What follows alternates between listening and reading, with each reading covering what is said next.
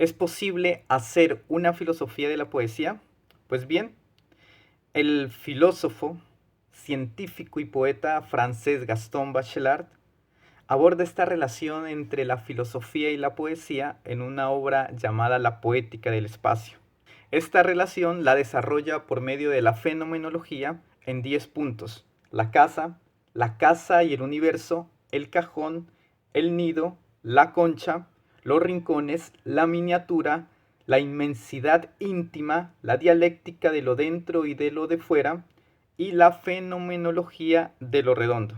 Parece extraño hablar de filosofía y de poesía, porque entendemos o creemos que la filosofía solo pertenece a una especie de sistemas muy complejos y elaborados que responden a una tradición o se han construido en el paso del tiempo.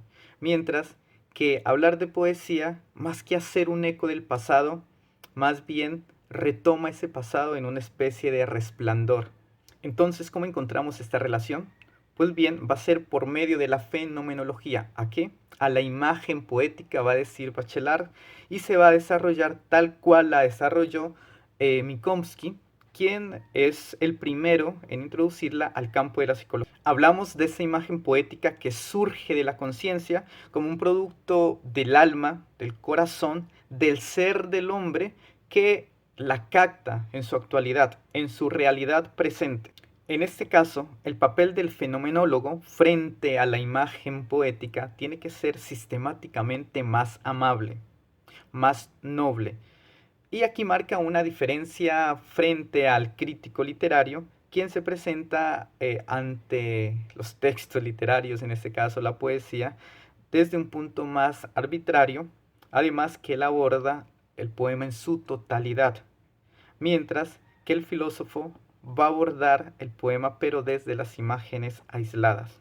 La primera imagen que va a abordar el autor va a ser la imagen de la casa, y esta guarda un significado maravilloso, porque nuestra casa se convierte en el rincón del mundo, y todas las casas que vamos a habitar en el transcurso de nuestra existencia, las vamos actualizando en nuestro presente. Gastón Bachelard dice que el poeta sabe que la casa aguarda la infancia inmóvil en sus brazos. La casa es muy importante porque protege, aguarda al soñador y le permite soñar en paz. Por otro lado, en la casa existen dos espacios contrapuestos: el sótano y el desván o la guardilla. Por un lado, el desván representa esa parte racional del hombre, mientras que el sótano aguarda un poco más los temores del mismo. Entonces aquí hay una relación importante entre el espacio y la psicología.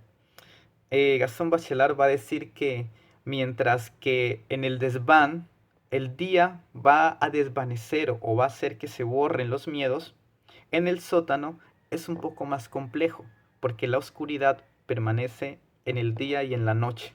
El segundo punto es la casa y el universo. Aquí entonces Gastón Bachelard busca una relación entre el universo que habita en nuestra casa. Pero no estamos hablando precisamente de nuestra casa material, de nuestra casa tangible, sino de la casa que soñamos, del ideal, de la imagen de la casa que perseguimos. Y quiero leer aquí algo textual y dice así: en todo sueño de casa hay una inmensa casa cósmica en potencia. De su centro irradian los vientos, y las gaviotas salen de sus ventanas. Una casa tan dinámica permite al poeta habitar el universo. O dicho en otra manera, el universo viene a habitar su casa. Hablamos de la imagen onírica, de esa imagen de la casa que soñamos que puede llegar a ser tan fuerte que Gaston Bachelard nos la explica contándonos la historia de Jean-François Dizam, un poeta que a sus 70 años aún no había podido construir la casa que había soñado desde su juventud. Entonces opta por crearla en su imagen. Y entonces toda su poesía va a girar en torno a esa casa que había soñado. Y era tan real esa imagen que inclusive decían que en tiempos de invierno era probable que él se preocupara por el estado de su casa, de esa casa onírica. Hay entonces una especie de dialéctica entre la casa como un elemento íntimo del hombre y el universo como ese exterior infinito. Y aquí las ventanas se convierten en un elemento esencial, porque por medio de las ventanas el poeta, dice Bachelard, inicia una especie de comercio con el exterior. Es así que las casas de los hombres se tienen que convertir, o mejor, tienen que estar abiertas al mundo. El tercer punto es la reflexión de la imagen del cajón. Y aquí Bachelard marca la diferencia entre la concepción del cajón, como lo utilizó Bergson, que era para representar de una forma metafórica los conceptos que permitían clasificar el conocimiento, pero que al estar clasificados eran conocimientos muertos. Esta concepción negativa del cajón como metáfora es básicamente porque para Bachelard la metáfora es una especie de imagen falsa, pero la imagen en sí misma tiene que ser productora de expresión. Para aclarar esto, el autor cita a Henry Bosco, quien invierte la metáfora del cajón. Para él, la inteligencia no viene siendo representada por cajones, o la inteligencia no son cajones, sino que los cajones se convierten en una inteligencia.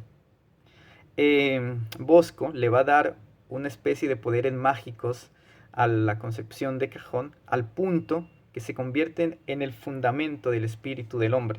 En ese mismo punto se aborda la concepción de lo que es el armario, que es un espacio íntimo, un espacio oculto que no se abre a todo el mundo.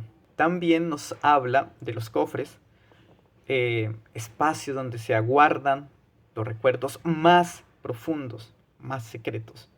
Y aquí quiero leer textualmente.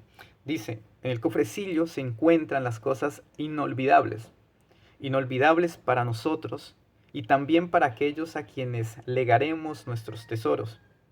El pasado, el presente y el porvenir se hallan condensados allí.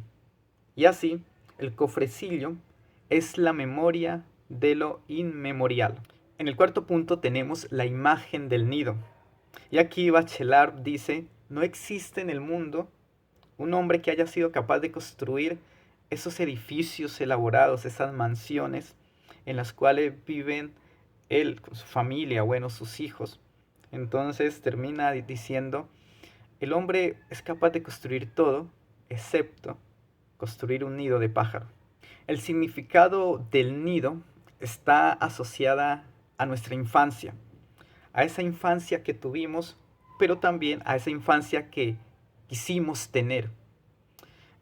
También el nido está asociado a la sencillez, a la paz, a esa casa sencilla. Otro elemento importante para rescatar del nido es la forma como se ha construido. Y aquí está la forma circular. Y entonces hay una relación muy importante entre el nido y su constructor, su arquitecto, que es el pájaro, quien ha utilizado como herramienta su cuerpo mismo. Por medio de dar y dar círculos, ha logrado esa forma circular de su nido. Lo que podríamos abstraer de esta sabiduría natural es que los lugares que habitamos, nuestras casas, deberían ser o representar la imagen de quienes las habitan, de quienes la construyen. Y la quinta imagen que se aborda en la poética del espacio es la imagen de la concha. Y así entonces una concha vacía podría evocar el refugio. Y partiendo de sus formas simples o complejas, pues representan el refinamiento de esos ensueños, de esos refugios que soñamos. También en la concha se da una especie de dialéctica, una lucha de contrarios entre lo que sale de la concha a la luz y aquello que se esconde, que queda en la oscuridad, que queda protegido. Parece que aquello que no sale es algo más complejo, pero algo más especial. Y aquí entonces se pone de plano la fenomenología del salir. Bueno, aquí voy a hacer una lectura textual. Dice, cuando en el cine se acelera la eclosión de una flor, se tiene una imagen sublime de la ofrenda. Diríamos que la flor que se abre entonces sin lentitud, sin reticencia, tiene el sentido del don, que es el don del mundo.